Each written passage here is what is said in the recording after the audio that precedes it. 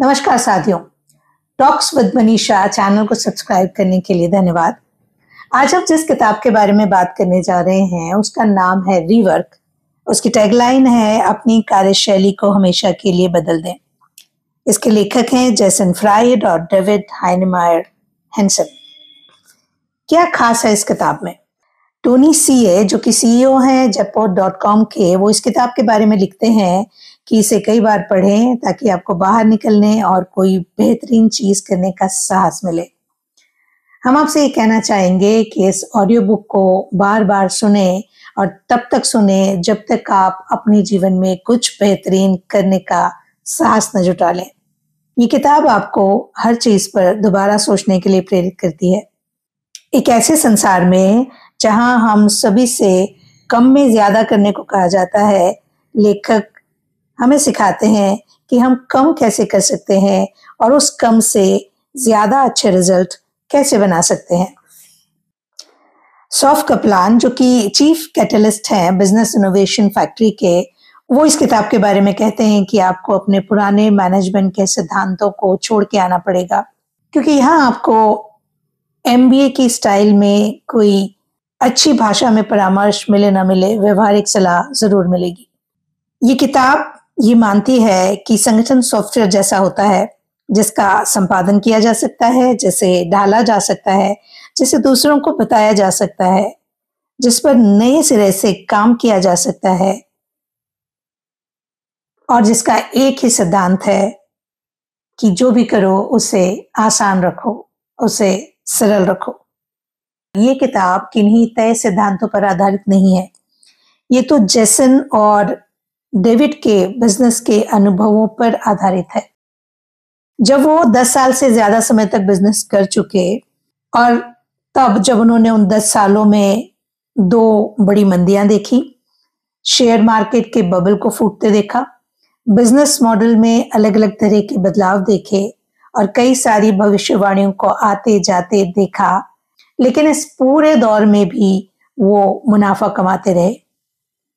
लेखक इसमें कहते हैं कि हमने जानबूझकर अपनी कंपनी को छोटा रखा है। उनकी कंपनी सॉफ्टवेयर बनाती है जिससे कि छोटी कंपनी और समूह आसान तरीके से चीजें कर सकें।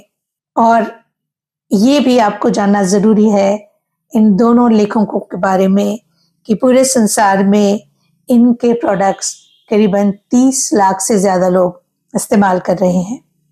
जब 1999 में जेसन और डेविड ने काम शुरू किया, तब उनकी एक वेब डिजाइनिंग कंसल्टिंग फर्म थी जिसका नाम था 37 सिग्नल्स और इसमें सिर्फ 3 लोग थे। 2004 में जब वो उस प्रोजेक्ट मैनेजमेंट सॉफ्टवेयर से खुश नहीं थे जिसका उपयोग वो भी और बाकी लोग भी कर रहे थे, उन्होंने अपना खुद का एक सॉफ्टवेयर बनाया जिसका नाम रखा बेस कैंप। और क्योंकि ये उन्होंने अपने अनुभव से बनाया था, ये लोगों के बहुत काम आया और बाद में जाके ये उनका मुख्य प्रोडक्ट बन गया जिसने हर साल मुनाफे में करोड़ों करोड़ों डॉलर को जोड़ दिया। लेखक का ये मानना है कि कोई कंपनी विस्तार, मीटिंग्स, बजट, संचालक मंडल, विज्ञापन, सेल्स पीपल और इस तरह की बहुत सारी चीजों के बिना भी अच्छा काम कर सकती है। लेखक इस बात से बिल्कुल अग्री नहीं करते कि किसी को भी बड़ी भारी मार्केटिंग और विज्ञापन बजट की जरूरत पड़ती है दूसरी कंपनियों से compete करने के लिए। आइए सबसे पहले समझते हैं कि ये किताब किन लोगों के लिए है। सबसे पहले तो उन लोगों के लिए है जो बिजनेस के प्रति पूरी तरह समर्पित हैं, जो महसूस करते हैं कि वो शुरू करने, नेतृत्व करने, सफल होने और जीतने के लिए ही पैदा हुए हैं। ये उन छोटे व्यवसायिक मालिकों के लिए भी है जो उतने बड़े तो नहीं है लेकिन उनका व्यवसाय उनके जीवन का केंद्र बिंदु है, जो एक लाभ की तलाश कर रहे हैं जिससे उन्हें ज्यादा करने, ज्यादा स्मार्ट तरीके से काम करने और शक्तिशाली तरीके से काम करने में मदद मिल जाए। ये उन लोगों के लिए भी है जो अपने दिन की नौकरियों में अटके हुए हैं, जिन्होंने हमेशा से अपनी खुद की चीज को करने का सपना देखा है। उन्हें अपना काम पसंद है लेकिन बॉस पसंद नहीं है, या जो वो कर रहे हैं उससे बोर हो गए हैं, या वो कुछ ऐसी चीज करना चाहते हैं जिससे वो प्रेम करते हैं और इसके बदले में पैसे भी चाहते हैं। और आखिरकार ये उन सभी लोगों के लिए है जिन्होंने कभी अपने दम पर बाहर निकलकर बिजनेस करने के बारे में सोचा भी नहीं है, जो ये मानते हैं कि वो शायद इसके लिए बने ही नहीं है, या वो ये सोचते हैं कि उनके पास इसे पूरा करने के लिए न तो समय है, न पैसा है, न विश्वास है। वो डरते हैं कि यदि वो ऐसा कुछ करेंगे तो न जाने क्या होगा। ये किताब उन सब के लिए भी है।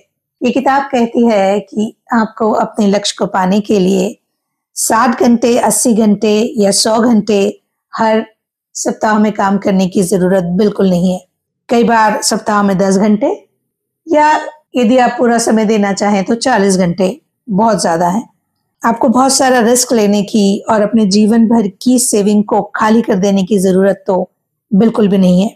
अपने दिन की नौकरी को वैसे ही रखते हुए साइड बिजनेस शुरू करने से आपको वो सारा कैश फ्लो मिल सकता है जिसकी आपको जरूरत है। आपको ऑफिस की भी जरूरत नहीं है।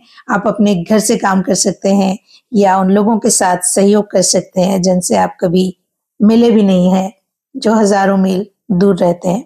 ये किताब आपको सिखाती है कि आप जो भी करना चाहते हैं उसे नए तरीके से करने का समय शुरू होता है अब। आइए शुरू करते हैं।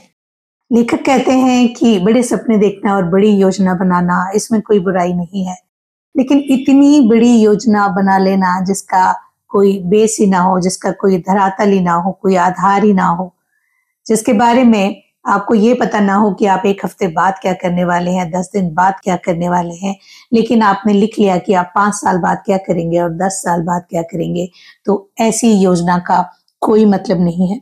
जब आप कोई बड़ी योजना लिखते हैं कई सारे पन्नों में इकट्ठा करके, तो उसकी सबसे ज्यादा संभावना ये होती है कि आप इसे दोबारा कभी नहीं देखेंगे या आपके फाइल कैबिनेट में रखी रह जाएगी। तो बड़े बड़े अनुमानों को छोड़ दें, इस साल को भी रहने दें। सबसे पहले ये निर्णय लें कि आप इस हफ्ते क्या करने जा रहे हैं, या अगले 10 दिन में क्या करने जा रहे हैं, अगले 15 दिन में क्या करने जा रहे हैं, अगले पूरे महीने में क्या करने जा रहे हैं। अगली सबसे महत्वपूर्ण चीज की योजना बनाएं और उसे कर दें।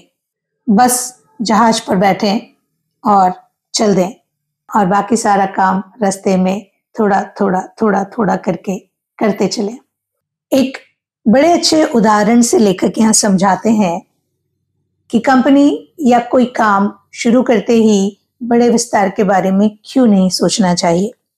वो लिखते हैं कि यदि हार्वर्ड यूनिवर्सिटी और ऑक्सफोर्ड यूनिवर्सिटी विस्तार कर लें, हजारों नए प्रोफेसर नियुक्त कर दें और पूरे विश्व में बहुत सारे कैंपस खोल लें, क्या तब वो बेहतरीन स्कूल होने की गारंटी हो जाएंगे?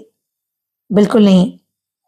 हम आज भी उन्हें बेहतरीन मानते हैं, जबकि वो एक ही जगह पर हैं, पूरे विश्व में उनके कैंपस नहीं है। तब हम बिजनेस के बारे में ऐसा क्यों सोचते हैं?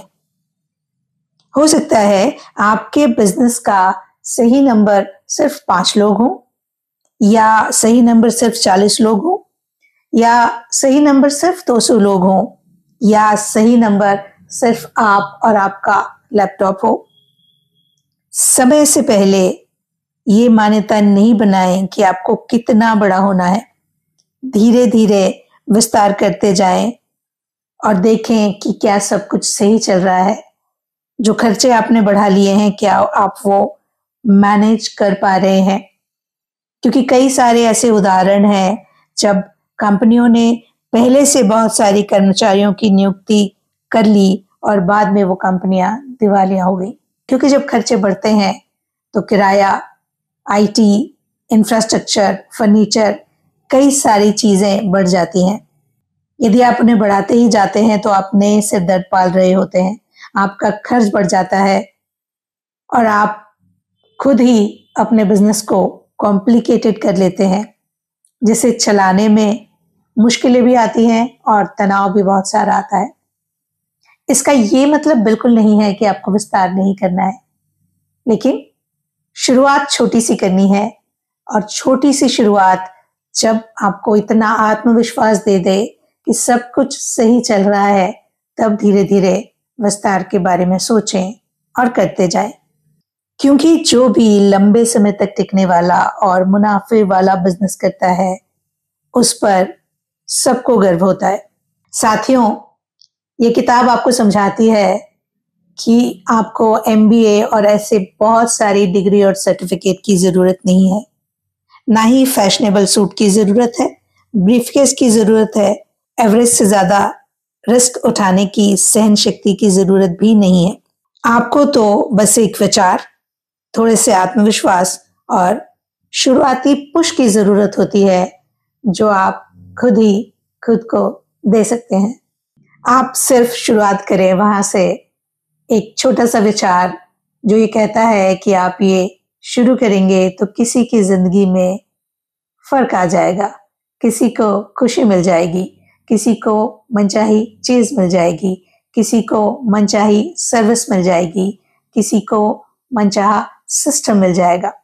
और यदि ऐसा कोई विचार आपके पास है जिससे लोगों की जिंदगी में बदलाव आता है, तो ये सही समय है उसे शुरू कर देने का।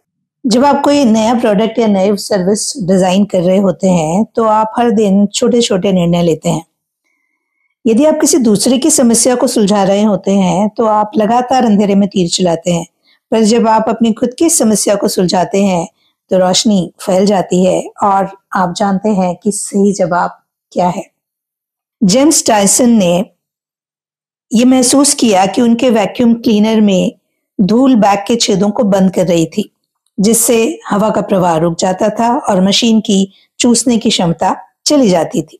क्योंकि ये उन्होंने खुद अनुभव किया था, इसीलिए उन्होंने समस्या को सुलझाने का निर्णय लिया और दुनिया का पहला साइक्लोनिक बैग रहित वैक्यूम क्लीनर बना दिया। इसी तरह विकवर्थ जब बोस्टन सिम्फनी ऑर्केस्ट्रा के लिए टिम्पानी बजा रहे थे, तो उनके मन में बेहतर ड्रमस्टिक बनाने का विचार आया। वो बाजार में मिलने वाली ड्रमस्टिक्स पसंद नहीं करते थे, इसलिए उन्होंने अपने तलघर में खुद की ड्रमस्टिक बनाई और उसे बेचना शुरू किया। एक दिन जब फर्श पर गिरने वाली स्टिक्स की आवाज से अलग अलग तरह के सुर उत्पन्न होते हुए उन्होंने सुना, तो उन्हें सुर और नमी जैसी विशेषताओं से स्टिक्स को मैच करने का महत्व पता चला। रिजल्ट क्या हुआ? उनके प्रोडक्ट की टैगलाइन बदल गई और नई टैगलाइन थी आदर्श जोड़ी। उसके बाद विकवर्थ की फैक्ट्री एक दिन में 85,000 से ज्यादा ड्रमस्टिक बनाने लगी और एक समय ऐसा भी आया जब ड्रमस्टिक बाजार में उनकी हिस्सेदारी 62% तक हो गई।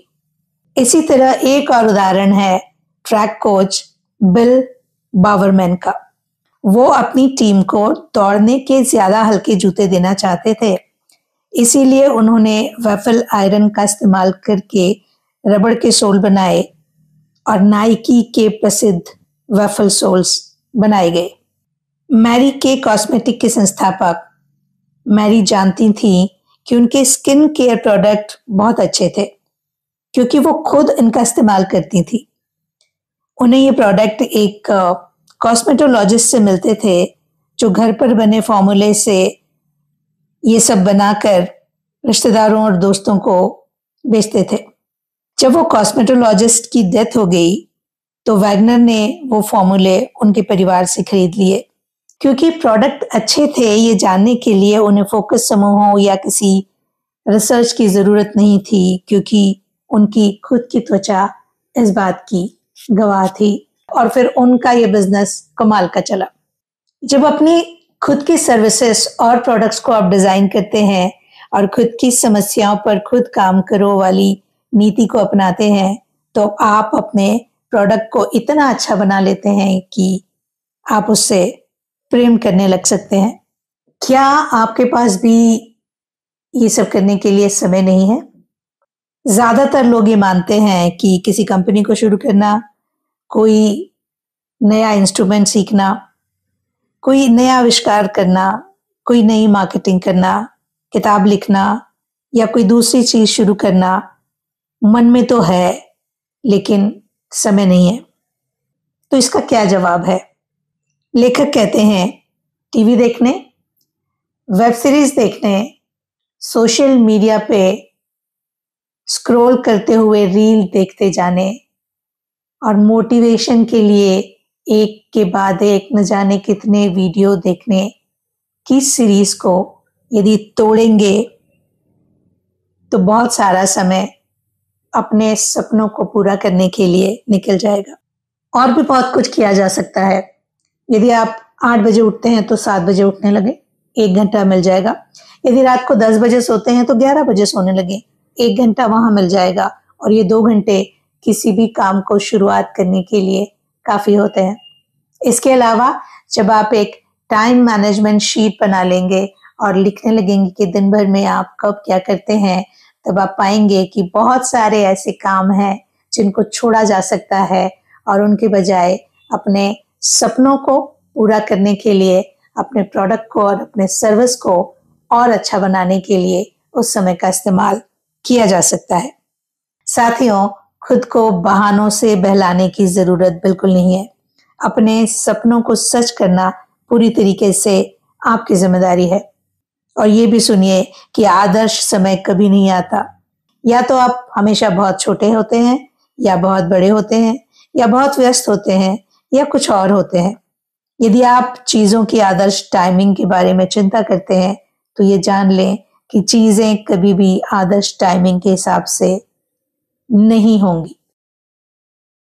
जैसन और डेविड कहते हैं कि जब भी आप कोई काम शुरू कर रहे होते हैं तो कोशिश करें कि आपको बाहर से पैसा ना लेना पड़े, और यदि लेना ही पड़े तो बहुत कम इन्वेस्टमेंट आप किसी से भी लीजिए, वरना खुद की मेहनत के साथ कम से कम संसाधनों के साथ शुरू करें। क्यों? क्योंकि जब आप किसी से पैसा लेते हैं तो अपनी चीज पे अपना नियंत्रण खो देते हैं। शुरू में तो सब ठीक चलता है, जब हर व्यक्ति आपकी हर बात से सहमत होता है, लेकिन बाद में वो आपको प्रेशराइज करते हैं कि आपको ये करना ही पड़ेगा क्योंकि इसमें मेरा पैसा लगा है। लोग मुनाफा कमा के बाहर निकलना चाहते हैं। जो इन्वेस्टमेंट करता है उसका आपके प्रोडक्ट या आपकी सर्विस से कोई प्रेम नहीं होता। वो सिर्फ अपना मुनाफा कमा के बाहर निकलना चाहते हैं जल्दी से जल्दी। वो आपके साथ 5 साल, 10 साल, 15 साल या 20 साल जो आप इस प्रोजेक्ट को, इस सर्विस को या इस प्रोडक्ट को देना चाहते हैं, वो देने में शायद इंटरेस्टेड नहीं रहते हैं। कई बार ये भी होता है कि दूसरे लोगों का पैसा खर्च करने की हमें आदत पड़ जाती है, और जब पैसा खत्म हो जाता है तो आप फिर किसी के पास पैसों के लिए जाते हैं, तो आपकी कंपनी में दूसरों की हिस्सेदारी बढ़ते जाती है और आपका रोल कम होते जाता है। एक समय ऐसा आता है जब आप ये सोचना बंद कर देते हैं कि हमारे कस्टमर्स क्या चाहते हैं, आप वो बनाने लगते हैं जो इन्वेस्टर्स चाहते हैं। एक और मुश्किल यहाँ आती है कि लोगों से पैसा लेने के प्रोसेस में बहुत सारा समय आपका निकल जाता है, क्योंकि महीनों तक अपने विचार को लोगों को बताने के लिए मीटिंग्स करनी होती है, फिर लीगल फॉर्मेलिटीज होती हैं, अग्रीमेंट्स होते हैं। ऐसे समय में जब आपको असल में अपने प्रोडक्ट या सर्विस को बेहतर बनाने पे ध्यान केंद्रित करना चाहिए था, तब आप पैसा उगाने में लगे रहते हैं। साथियों, इससे पहले कि आप इन्वेस्टर्स ढूंढने के बारे में सोचें, कुछ सवालों के जवाब दीजिए। क्या आपको सच में 10 एम्प्लॉय की जरूरत है, या अभी 2 या 3 से काम चल जाएगा? क्या आपको सच में 5, 10, 15, 20 लाख रुपयों की जरूरत है, या 50,000 फिलहाल पर्याप्त है? क्या आपको सच में 6 महीनों की जरूरत है, या थोड़ी जल्दी करके या थोड़ा ज्यादा समय देके आप कोई प्रोडक्ट या कोई सर्विस 2 महीनों में, 1 महीने में, 15 दिन में बना सकते हैं? क्या आपको सचमुच एक बड़े ऑफिस की जरूरत है, या आप कुछ समय तक अपने ऑफिस स्पेस को किसी के साथ शेयर कर सकते हैं या घर से काम कर सकते हैं? क्या आपको सच में वेयर हाउस की जरूरत है, या फिर आप एक छोटा सा स्टोरेज स्पेस किराए पर ले सकते हैं, या अपने गैराज या बेसमेंट का इस्तेमाल कर सकते हैं, या इसे पूरी तरह से आउटसोर्स कर सकते हैं? क्या आपको सचमुच विज्ञापन करने और पीआर फॉर्म्स की सेवाएं लेने की जरूरत है, या फिर लोगों को आकर्षित करने के दूसरे तरीके भी मौजूद हैं? क्या आपको सच में एक फैक्ट्री बनाने की जरूरत है, या आप अपने प्रोडक्ट्स के उत्पादन के लिए किसी दूसरे की सेवाएं ले सकते हैं? क्या आपको सच में अकाउंटेंट की जरूरत है, या आप किसी छोटे से सॉफ्टवेयर का इस्तेमाल करके खुद ही ये कर सकते हैं? क्या आपको सचमुच आईटी डिपार्टमेंट की जरूरत है या आप इसे आउटसोर्स कर सकते हैं? क्या आपको फुल टाइम सपोर्ट पीपल की जरूरत है या आप खुद ही कुछ दिनों तक पूछताछ को संभाल सकते हैं? क्या आपको सच में किसी रिटेल स्टोर को अभी खोलने की जरूरत है या आप अपने प्रोडक्ट या सर्विस को ऑनलाइन बेचना शुरू कर सकते हैं? क्या आपको stylish business card, letterhead, brochure या इस तरह की और चीजों की जरूरत है या इसके बिना भी काम चल सकता है? साथियों, आपको ज्यादा बड़े, ज्यादा महंगे रास्ते पर जाने की जरूरत जरूर पड़ेगी, लेकिन अभी नहीं। जैसन और डेविड बताते हैं कि जब उन्होंने उनका पहला प्रोडक्ट बाजार में उतारा था तो उनके पास खुद का ऑफिस नहीं था। उन्होंने किसी और कंपनी के साथ छोटी सी जगह शेयर कर ली थी। उनके पास बहुत सारे सर्वर्स भी नहीं थे, सिर्फ एक सर्वर था।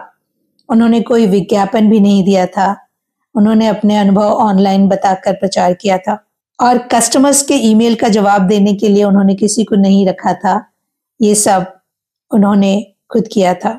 साथियों, सारी बेहतरीन कंपनियां गैराज से शुरू होती हैं या घर के किसी कोने से शुरू करती हैं। आपका काम भी, आपकी कंपनी भी, आपकी फर्म भी ऐसे ही छोटे से जगह से, छोटी से विचार से और बड़ी सी हिम्मत से शुरू हो सकती है। साथियों, जैसन और डेविड ने एक बड़ी अच्छी बात इस किताब में कही है कि क्यों ना आप दोगुने घटिया प्रोडक्ट या सर्विसेज बनाने के बजाय आधे प्रोडक्ट या सर्विस ही बनाएं। आइए इसको थोड़ा सा समझते हैं। जब भी आप सारे विचारों को एक साथ शामिल करने की तैयारी करेंगे तो आप बहुत सारे घटिया प्रोडक्ट बना लेंगे या बहुत सारी घटिया सर्विसेज बना लेंगे। आप जो करना चाहते हैं एक साथ बहुत सारी चीजें नहीं कर सकते, क्योंकि आपके पास सीमित समय है, सीमित संसाधन है, सीमित योग्यता है और फोकस आप एक बार में किसी एक चीज पर ही रख सकते हैं। एक समय में 10 चीजें करना संभव नहीं है, इसके बारे में भूल जाएं। ज्यादा अच्छा काम करने के लिए कुछ चीजों के प्रति अपने प्रेम को छोड़ दें, अपनी महत्वाकांक्षा आधी कर दें। दोगुने घटिया प्रोडक्ट के बजाय आधे प्रोडक्ट के साथ काम शुरू करें। ज्यादातर चीजें छोटी होने पे अच्छी होती हैं। डायरेक्टर्स अच्छी फिल्में बनाने के लिए कुछ सीन काट देते हैं। संगीतकार अच्छे एल्बम बनाने के लिए कुछ ट्रैक काट देते हैं। लेखक बेहतर पुस्तक बनाने के लिए कुछ अच्छे पन्ने भी हटा देते हैं। लेखक बताते हैं कि इस पुस्तक को अंतिम ड्राफ्ट के पहले आधा किया गया, 57,000 शब्दों से घटाकर 27,000 शब्दों तक हम इस किताब को ले आए और हमारा विश्वास है कि वो पहले जो किताब बनती उससे बहुत बेहतर बनी है। इसलिए काट छांट शुरू कर दें। बेहतरीन बनने की शुरुआत उस चीज को हटाने से होती है जो सिर्फ अच्छी है, बेहतर नहीं है। और यदि वो सच में अच्छी है तो आप आगे उसे कभी भी जोड़ सकते हैं। जब आप कोई चीज शुरू करते हैं तो कई शक्तियां आपको बहुत सी दिशाओं में अलग अलग खींचती हैं। वो चीज जो आप कर सकते हैं, वो चीज जो आप करना चाहते हैं और वो चीज जो आपको करनी पड़ती है। जो आपको करनी ही पड़े, आपको बस वहीं से शुरू करना चाहिए। वही आपका सेंटर पॉइंट है। मान लीजिए आप हॉट डॉग का स्टैंड खोल रहे हो, तो आप मसालों पे मेहनत कर सकते हैं, गाड़ी पे मेहनत कर सकते हैं, नाम पे मेहनत कर सकते हैं, सजावट की चिंता कर सकते हैं, लेकिन सबसे जरूरी चीज जिसकी आपको चिंता करनी चाहिए वो है हॉट डॉग। हॉट डॉग कैसे बनेगा, अच्छा कैसे बनेगा, बेहतर कैसे बनेगा? क्योंकि स्टैंड का नाम कुछ भी चलेगा, सजावट अलग अलग तरीके से की जाएगी या नहीं भी की जाएगी तो चलेगी। गाड़ी का नाम क्या होगा, बाकी चीजें क्या होगी, उनके बिना काम चलेगा। लेकिन आपका हॉट डॉग यदि स्वादिष्ट नहीं है, अच्छा नहीं है, उसकी टॉपिंग शानदार नहीं है, तो आपके पास कितना भी अच्छा स्टैंड हो, कितनी भी अच्छी गाड़ी हो, कितना भी अच्छा सजावट का सामान आपने रख रखा हो, आपका हॉट डॉग स्टैंड नहीं चलेगा। इसलिए अपने काम के सेंटर पॉइंट का पता लगाएं। आपके इक्वेशन का कौन सा हिस्सा नहीं हटाया जा सकता? यदि आप इस या उस चीज के बिना गुजारा कर सकते हैं तो वो चीज आपका सेंटर पॉइंट है ही नहीं। और जब आप इस सेंटर पॉइंट को खोज लेंगे, आपको पता चल जाएगा, तब अपनी सारी ऊर्जा इसे बेहतर बनाने में लगा दें। आपके बिजनेस का मूल केंद्र उन चीजों के आसपास बनना चाहिए जो कभी नहीं बदलेंगी, जिन्हें लोग आज भी चाहते हैं, जिन्हें लोग 10 साल बाद भी चाहेंगे। आपको इन्हीं चीजों में निवेश करना चाहिए। यदि आप Amazon.com को देखें तो तेज शिपिंग, बेहतरीन चयन, दोस्ताना रिटर्न और किफायती दाम पे वो कॉन्सेंट्रेट करते हैं। ये वो चीजें हैं जो हमेशा ही डिमांड में रहेंगी। इसी तरह जापानी कार निर्माता भी उन अटल मूल सिद्धांतों पर ध्यान केंद्रित करते हैं जो कभी नहीं बदलते: विश्वसनीयता, किफायत और व्यवहारिकता। लोग 30 साल पहले भी यही चाहते थे, आज भी यही चाहते हैं और आज से 30 साल बाद भी यही चाहेंगे। एक बड़े ही फेमस गिटार गुरु हैं एडी वैन हेलन, जो कहते हैं कि संगीत आपकी उंगलियों में रहता है। अब एडी जिस गिटार, इफेक्ट्स, पेडल और एम्पलीफायर का इस्तेमाल करते हैं, कोई भी उसे खरीद सकता है। लेकिन जब कोई भी उसे खरीद लेगा और बजाएगा तो समझ में आ जाएगा कि एडी नहीं बजा रहे हैं, कोई और बजा रहा है। वहीं जब एडी किसी दुकान में से किसी घटिया सेटअप का इस्तेमाल करके गिटार बजाएंगे, तब भी लोग पहचान जाएंगे कि एडी वैन हेलन गिटार बजा रहे हैं। शानदार उपकरण मदद कर सकते हैं, लेकिन सच्चाई फिर वही है कि संगीत आपके अंदर से आता है। इसीलिए जब आप बिजनेस में बहुत महत्वपूर्ण चीजों के बजाय औजारों पे, सॉफ्टवेयर ट्रिक्स पे, स्केलिंग के मुद्दों पर, शानदार ऑफिस पे, आलीशान फर्नीचर पे और बाकी सजावटी चीजों पर ध्यान केंद्रित करते हैं, तो आप अपने सेंटर पॉइंट को बांटते जाते हैं। मायने सिर्फ इतना रखता है कि सच में कस्टमर्स को कैसे लाया जाए और पैसे कैसे बनाए जाए। ये सब आप उन लोगों में भी देखते हैं जो अपने बिजनेस के लिए ब्लॉग या पॉडकास्ट करना चाहते हैं या वीडियो बनाना चाहते हैं, लेकिन ज्यादातर इस बात पे अटक जाते हैं कि किन इंस्ट्रूमेंट्स का इस्तेमाल करें। वास्तव में मटेरियल मायने रखता है। आप शानदार इंस्ट्रूमेंट्स पे कई सारा खर्चा कर सकते हैं, लेकिन यदि आपके पास कहने को कुछ नहीं है तो फिर आपके पास सच में कुछ नहीं है। यदि आपके पास अब भी करने के लिए बहुत सारी चीजों की लिस्ट है, तो इसका मतलब ये नहीं है कि ये पूरा नहीं हुआ। कुछ बची हुई चीजों के कारण बाकी हर चीज को मत रोकिए। आप बची हुई चीजों को बाद में कर सकते हैं, और उन्हें बाद में करने का मतलब उन्हें बेहतर करना भी हो सकता है। आप सिर्फ इस तरह सोचें कि यदि आपको अपने बिजनेस को 2 हफ्ते में शुरू करना है तो आपको क्या क्या काटना पड़ेगा, क्या क्या छोड़ना पड़ेगा। इस तरह का प्रश्न आपको अपने सेंटर पॉइंट को पता करने के लिए विवश कर देगा। आपको एहसास हो जाएगा कि बहुत सी चीजें ऐसी हैं जिनकी आपको अभी जरूरत बिल्कुल नहीं है, और जिसकी आपको जरूरत है वो आपको बिल्कुल क्लियर नजर आएगी। आप डेडलाइन बना लीजिए, सेंटर पॉइंट पे फोकस रखिए और बस हो गया, अपने प्रोडक्ट और सर्विस को बाजार में लॉन्च कर दीजिए। लेखक बताते हैं कि जब उन्होंने बेसकैम्प को बाजार में उतारा तो उनके पास कस्टमर्स के बिल बनाने की योग्यता नहीं थी। क्योंकि प्रोडक्ट महीने के हिसाब से बिल निकालता था, इसलिए उन्हें पता था कि उनके पास ये काम करने के लिए 30 दिन का समय था। इसीलिए उन्होंने लोकार्पण के पहले के समय का इस्तेमाल ज्यादा जरूरी चीजों के लिए किया, ज्यादा जरूरी समस्याओं को सुलझाने के लिए किया जो पहले दिन मायने रखती थी, और बिल पे ज्यादा ध्यान नहीं दिया क्योंकि 30वां दिन इंतजार कर सकता था।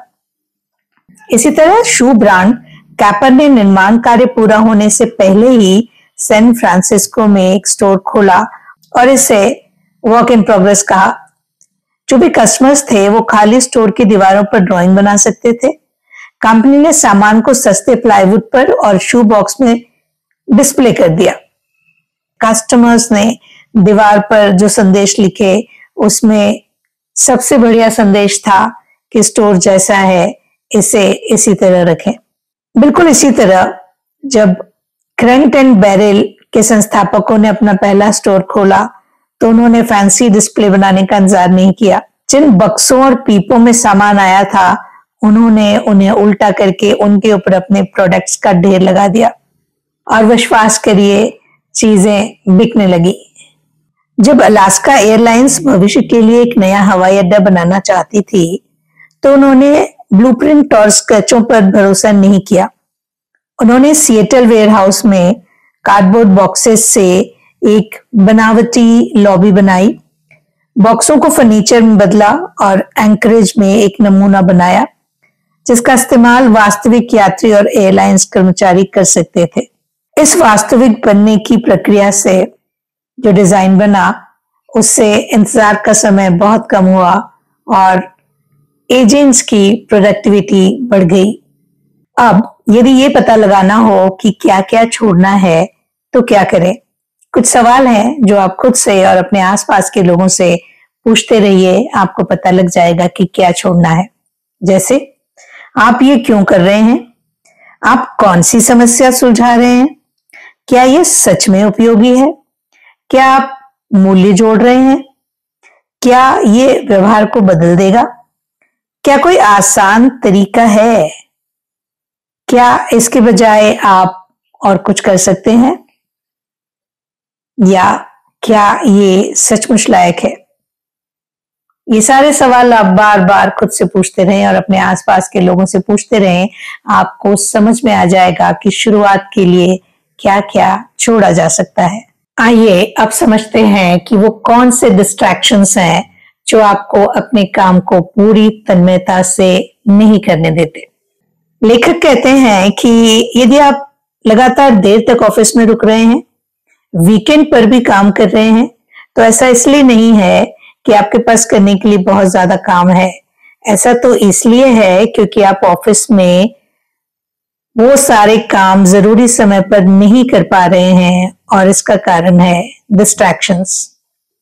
दोपहर 2 बजे को लोग किसी मीटिंग में होते हैं या ईमेल का जवाब दे रहे होते हैं, अपने दूसरे साथियों के साथ गपशप कर रहे होते हैं और ये सब आपके कामकाजी दिन को काम के पलों की श्रृंखला में तोड़ देते हैं। 45 मिनट बाद आपके पास एक फोन आ जाता है, 15 मिनट बाद आपका लंच हो जाता है, 1 घंटे बाद दोपहर की मीटिंग होती है और इससे पहले कि आपको पता चल पाए 5 बज जाते हैं और आप देखते हैं कि आपको असल काम करने के लिए सिर्फ 2 घंटे ही मिल पाए। साथियों, जब आप लगातार काम शुरू करते हैं डिस्ट्रैक्शन आता है, फिर काम शुरू करते हैं डिस्ट्रैक्शन आता है, फिर काम शुरू करते हैं, फिर कहीं रुक जाते हैं। ऐसी स्थिति में आप जरूरी चीजें भी जरूरी तरीके से नहीं कर पाते। तो अब क्या करें? आपको कोई दूसरा रास्ता ढूंढना होगा। जब आप अकेले फोकस्ड किसी एक काम को लंबे समय तक करते हैं तो आप सबसे ज्यादा प्रोडक्टिव होते हैं और आप बहुत सारे काम भी निपटा लेते हैं। ये बिल्कुल गहरी नींद जैसा है। आप पहले सोते हैं और फिर धीरे से आप गहरी नींद में जाते हैं और नींद का असली जादू गहरी नींद में ही होता है। उसी तरह आपके काम में असली जादू तब होता है जब आप किसी काम में एक जगह शांति से बैठकर फोकस्ड होकर एक ही काम को खत्म करते हैं और फिर दूसरे काम पे जाते हैं। आप अपने ऑफिस में एक नियम बना सकते हैं कि सुबह 10 से लेकर दोपहर 2 बजे तक लोग एक दूसरे से बात नहीं कर सकते। जब बहुत जरूरी बात हो या किसी काम को लेकर ही कोई बात हो तभी कर सकते हैं। No gossiping, no phone calls, no messaging, no emails. और जब इस तरह सब मिलकर फोकस्ड होकर किसी काम को पूरा करने चाहेंगे तो सबसे प्रोडक्टिव तरीके से उस काम को कर पाएंगे। अब बारी है मीटिंग्स की। लेखक कहते हैं कि जब हम बार बार बेवजह मीटिंग्स करते हैं, इसमें बहुत सारा समय भी खराब होता है, ऊर्जा भी खराब होता है। इनके अनुसार ये मीटिंग्स विषय से उतनी ही आसानी से दूर हो जाती हैं जैसे शिकागो की कैब बर्फ के तूफान में भटक जाती है। इनमें बहुत सारी तैयारी की जरूरत होती है जिसके लिए ज्यादातर लोगों के पास समय नहीं होता। अक्सर इन मीटिंग्स में कोई एक ऐसा बैठा होता है जो अपनी बात से सबका समय बर्बाद करता है। एक मीटिंग दूसरी मीटिंग तक ले जाती है, दूसरी मीटिंग तीसरी और तीसरी मीटिंग चौथी तक ले जाती है, लेकिन कहीं कोई बहुत कॉन्क्रीट डिसीजन होते नहीं दिखता। यदि किसी मीटिंग के लक्ष्य को हासिल करने के लिए सिर्फ 7 मिनट का समय लगता है तो बस इतना ही समय देना चाहिए। 7 मिनट को 8, 9, 10 या 30 तक बिल्कुल नहीं खींचना चाहिए। मान लीजिए आपने 1 घंटे की मीटिंग रखी है और 10 लोगों को बुलाया है, तो आप 1 घंटे का इस्तेमाल नहीं कर रहे हैं, आप 10 घंटों का इस्तेमाल कर रहे हैं, क्योंकि 10 लोगों का एक घंटा उस मीटिंग के लिए जा रहा है। और वो सारे 10 लोग जब कोई काम कर रहे थे उसे छोड़कर वो इस मीटिंग के लिए आए, यानी वो काम बीच में रुक गया, वापस जाएंगे, फिर उस काम पर ध्यान लगाने की कोशिश करेंगे, वो समय भी बर्बाद हो जाएगा। क्या ये अच्छी बात है कि 1 घंटे की मीटिंग के लिए 10 या 15 घंटे की प्रोडक्टिविटी को गंवाया जाए? तब क्या करें? एक टाइमर लगा लें और जब ये बच जाए तो मीटिंग खत्म कर दें।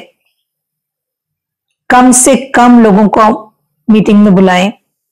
हमेशा एक छोटा और बिल्कुल क्लियर एजेंडा रखें और किसी बड़ी समस्या से शुरू करें।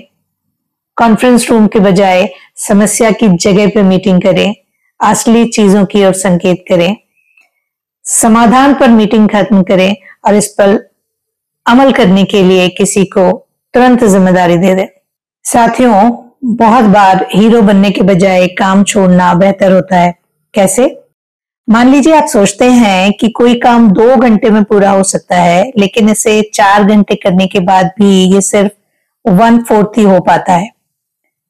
अब आप सोचते हैं कि इसे बीच में नहीं छोड़ा जा सकता क्योंकि आप पहले ही 4 घंटे इसे दे चुके हैं। अब आप हीरो के अंदाज में आ जाते हैं और इसे पूरा करने में लग जाते हैं, चाहे आपको 16 घंटे ही लग जाए। ऐसी स्थिति में यह जानना जरूरी है कि क्या यह काम इतना लायक था, क्या यह इतना मूल्यवान था कि आपने इसमें 16 घंटे लगाए, जबकि उन 16 घंटों में आप बहुत सारी दूसरी चीजें कर सकते थे।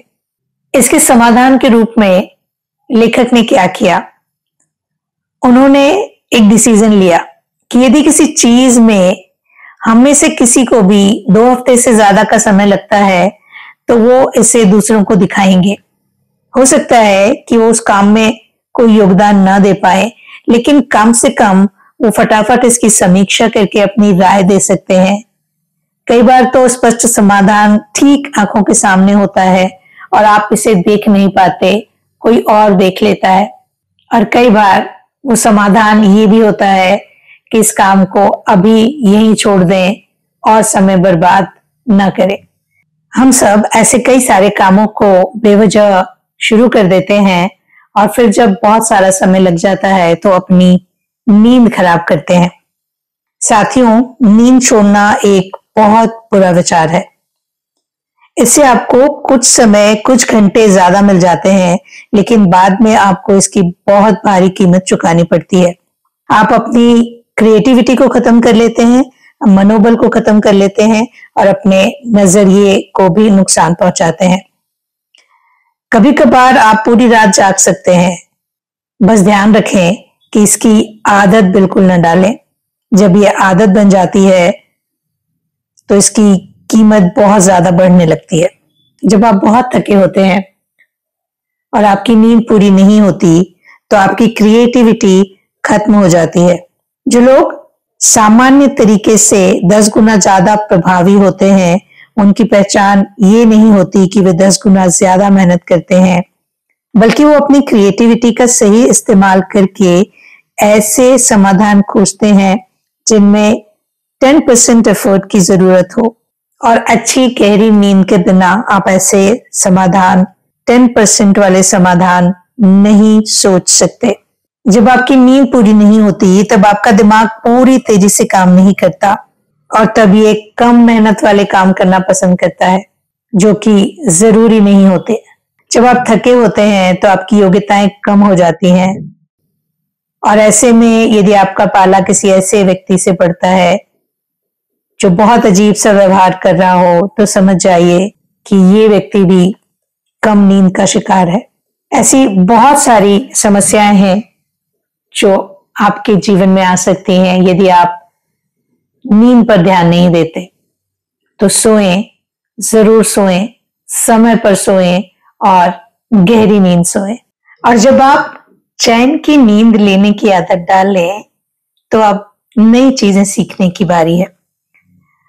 अगली सीख के रूप में डेविड और जेसन कहते हैं कि ये क्यों परवाह की जाए कि वो क्या कर रहे हैं, इसके बजाय हम ध्यान लगाएं कि हमारे आसपास क्या हो रहा है।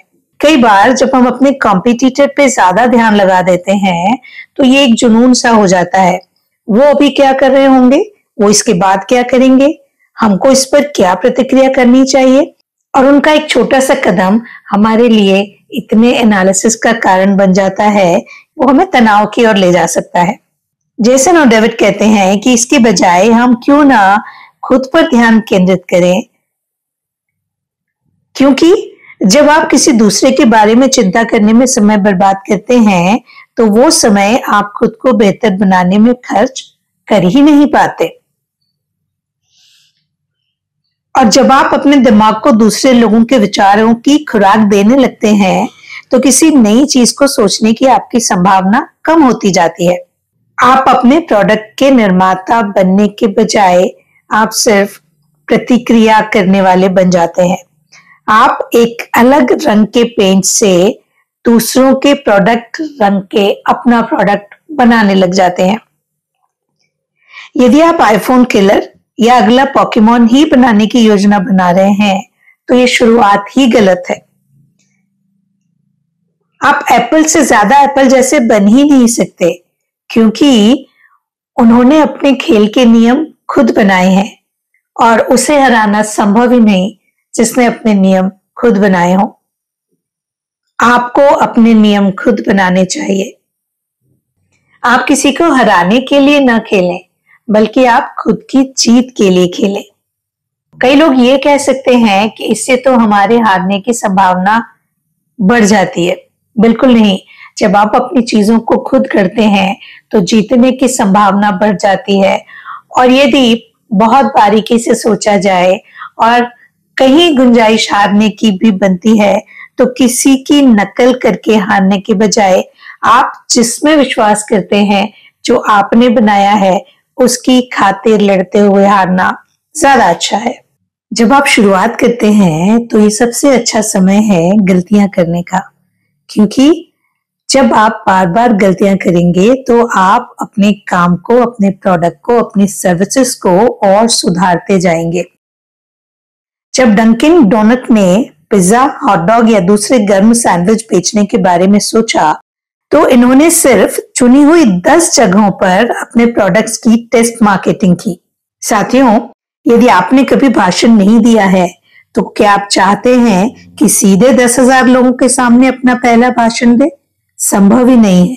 शुरुआत करें 10 लोगों के सामने बोलने से, उसके बाद 50 लोगों के सामने, फिर 100 लोगों के सामने, और इस तरह जैसे जैसे आपके सामने लोगों की संख्या बढ़ती जाएगी आपका अपना बोलने का हुनर भी और पॉलिश्ड होता जाएगा और शानदार होता जाएगा।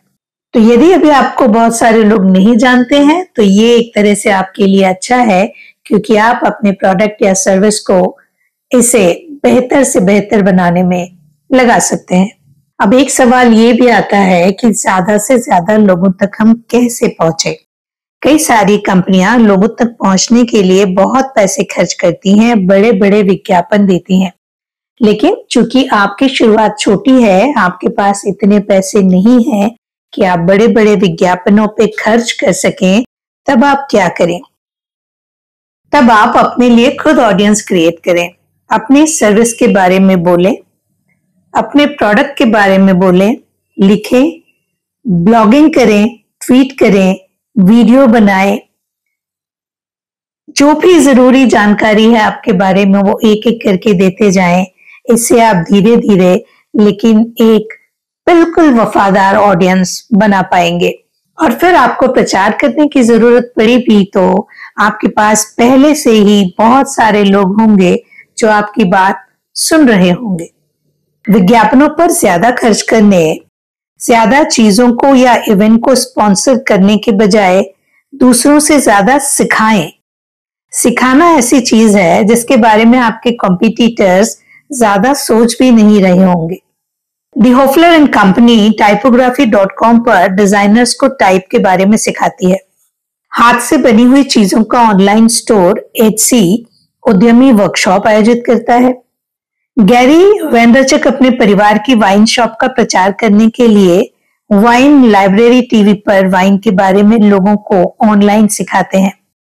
यदि आप सिखाते हैं तो आपका संबंध अपने लोगों से ऐसा बनता है जो कि पारंपरिक मार्केटिंग रणनीतियों से नहीं मिल सकता। किसी विज्ञापन से लोगों का ध्यान खरीदना एक अलग चीज है, जबकि उन्हें सिखाकर उनकी निष्ठा कमाना और एक अलग ही तरह का संबंध बनाना एक बहुत उम्दा चीज है। इससे वो आप पर ज्यादा विश्वास करेंगे, आपका ज्यादा सम्मान करेंगे और आपके प्रशंसक बन जाएंगे। अब बात करते हैं कि कर्मचारियों की नियुक्ति कैसे करना है और कब करना है। नए कर्मचारियों को नियुक्त करने का सही समय तब होता है जब काम इतना ज्यादा हो कि आप लंबे समय तक उसे संभाल नहीं सकते हो। ऐसी चीजें होना चाहिए जिन्हें आपको लगता है कि अब आपके लिए करना संभव नहीं है। यदि अब भी मैं ही करता रहा तो गुणवत्ता पे असर पड़ सकता है। तभी आप नए लोगों की नियुक्ति करें, इससे पहले बिल्कुल नहीं। जबकि होता बिल्कुल उल्टा है। कई कंपनियों को नए लोगों को नियुक्त करने की लत हो जाती है। कुछ तो तब भी नियुक्त कर लेती हैं जब उनके यहाँ कोई पद खाली नहीं होता। जब भी वो किसी अच्छे व्यक्ति के बारे में सुनती हैं तो उसे प्रलोभन देकर अपने कंपनी में बुलाने के लिए एक नए पद को बना लेती हैं। वो बेहतरीन व्यक्ति वहां आके बैठ भी जाता है, एक ऐसे पद पर जो मायने नहीं रखता, एक ऐसा काम करते हुए जो महत्वपूर्ण है ही नहीं। यानी उन लोगों की नियुक्ति बिल्कुल ना करें जिनकी आपको जरूरत नहीं है, क्योंकि यदि आपने बेहतरीन लोगों को ले लिया लेकिन आप उन्हें कोई महत्वपूर्ण काम नहीं सौंपते तो आपकी कंपनी को फायदा कम, नुकसान ज्यादा होगा। और जब आपके पास जरूरत से ज्यादा लोग होंगे तो हर एक को व्यस्त रखने के लिए आप काम का आविष्कार करना शुरू कर देंगे और कृत्रिम प्रोजेक्ट्स की ओर ले जाएगा। और ये कृत्रिम प्रोजेक्ट असली लागतों को जटिलता की ओर ले जाएंगे, जिससे आप परेशान होंगे और आपके कंपनी में कॉम्प्लिकेशंस बढ़ते जाएंगे। जब आप छोटी कंपनी होते हैं तो आपको काम करने वालों की जरूरत होती है। इसीलिए ऐसे समय में बड़े बड़े डिग्रीधारियों के पीछे न जाएं, बड़े बड़े रिज्यूमों के पीछे न जाएं। ऐसे लोग ढूंढें जो काम करें, काम सौंपे नहीं। क्योंकि जिन्हें काम सौंपने की आदत पड़ जाती है तो जब उन्हें कोई काम नजर नहीं आता तो वो नया काम खोज लेते हैं, चाहे उसे करने की कोई जरूरत नहीं हो। और काम सौंपने वालों को मीटिंग से बड़ा प्रेम होता है, जबकि जैसन और डेविड मीटिंग के समर्थन में कभी नहीं रहे। सबसे अच्छी बात यह है कि अपनी एक ऑनलाइन टीम बनाएं, क्योंकि हो सकता है लोग दूर दूर रहें, रोज सामने ना मिल पाए, लेकिन ये आसान है क्योंकि आज के जमाने में ऑनलाइन मिलना ज्यादा आसान है और काम की बातें करना और उसके बाद अपने अपने काम पर लग जाना, इसके लिए आपको साथ बैठने की या आमने सामने बैठने की बिल्कुल भी जरूरत नहीं है। भूगोल अब मायने नहीं रखता। अच्छी प्रतिभा को नियुक्त करें, चाहे वो कहीं भी हो।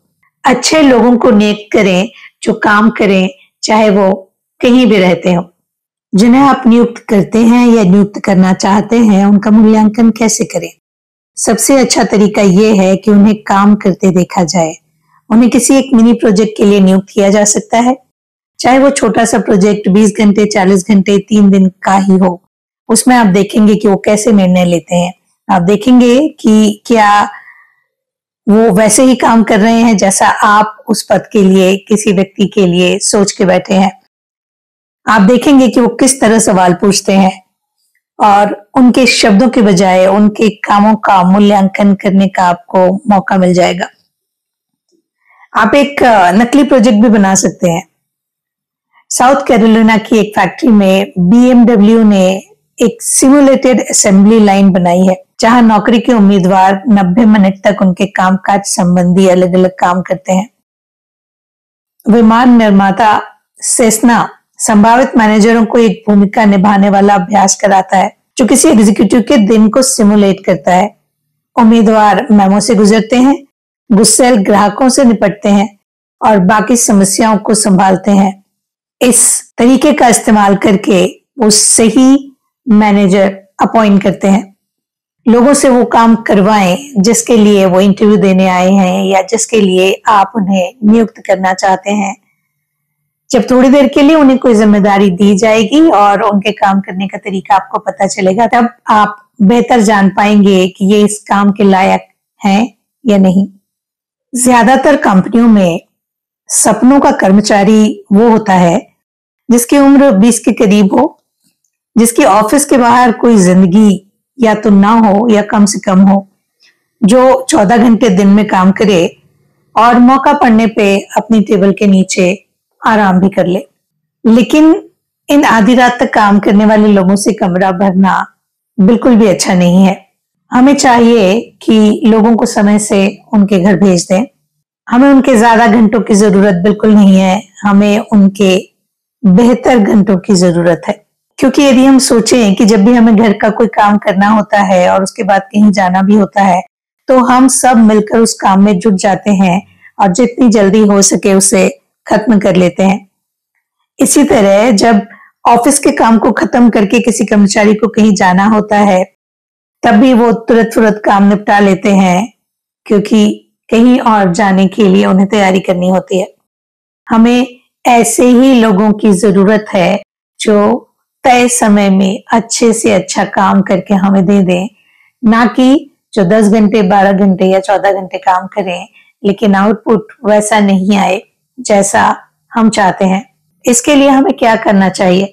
हमें पहले से ये तय करके रखना होगा कि हम उन लोगों को अपॉइंट करेंगे जो ज्यादा समय लगाने के बजाय कम समय में कार्य कुशलता से काम करें और सारे लोग जो आपके साथ काम करते हों समय से घर जाएं, ऑफिस के बाहर की जिंदगी को, पारिवारिक जिंदगी को भी एंजॉय करें।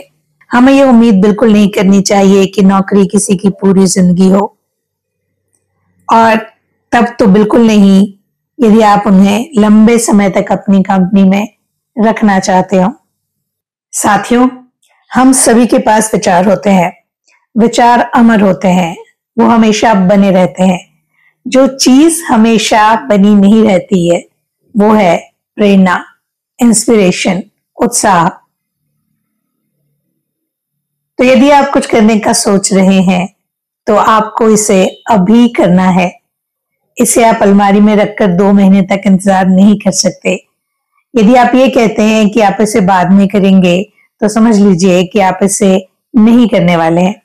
यदि शुक्रवार के दिन आपका मन है, कोई इंस्पिरेशन आया है, कोई प्रेरणा है कि ये काम किया जा सकता है, तो वीकेंड को भूल जाइए और काम शुरू कर दीजिए। प्रेरणा, इंस्पिरेशन एक जादुई चीज है और ये आपका इंतजार नहीं करती। यदि अभी आप इंस्पायर्ड हैं, अभी कुछ करने का मन है, अभी एक शानदार विचार आया है, तो किसी काम को शुरू करने का समय है अब। डेविड और जैसन को बहुत बहुत धन्यवाद इतनी शानदार किताब लिखने के लिए, और आपको भी धन्यवाद मेरे साथ इस किताब को पढ़ने के लिए, सुनने के लिए। सुनिए, बार बार सुनिए, तब तक जब तक कि आप अपनी प्रेरणा पे अमल ना कर ले। ऐसी ही किसी किताब को पढ़ते हुए आपसे फिर मुलाकात होगी। तब तक के लिए अपना ख्याल रखिएगा।